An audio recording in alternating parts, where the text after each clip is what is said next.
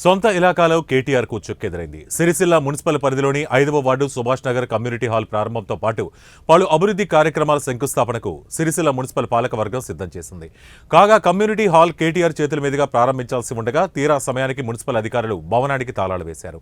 అయితే పాలకవర్గం పదవీకాలం ఈ నెల 26తో ముగుస్తుండటంతో స్థానిక కౌన్సిలర్ తన హయాంలో ప్రారంభించేందుకు ప్రయత్నాలు చేసినట్లు సమాచారం. మున్సిపల్ అధికారులు కమ్యూనిటీ హాల్ తాళాలు వేయటం ఇప్పుడు జిల్లా కేంద్రంలో చర్చనీయాంశమైంది. కమ్యూనిటీ హాల్ ప్రారంభోత్సవానికి వచ్చిన కేటీఆర్ ఇతర కార్యక్రమాలకు హాజరయ్యారు. కాగా కేటీఆర్కు చెక్ పెట్టేందుకు కమ్యూనిటీ హాల్ భవన ప్రారంభోత్సవాన్ని కాంగ్రెస్ నేతలు ఆపి ఉంటారని స్థానిక బీఆర్ఎస్ నాయకులు అనుమానం వ్యక్తం చేస్తున్నారు. అయితే కమ్యూనిటీ భవనాన్ని సదరు గుత్తేదారు నాణ్యతా లోపంతో నిర్మించారని మున్సిపల్ అధికారులకు ఫిర్యాదు అందడంతో ప్రారంభోత్సవాన్ని ఆపేసినట్లు విశ్వసనీయ సమాచారం.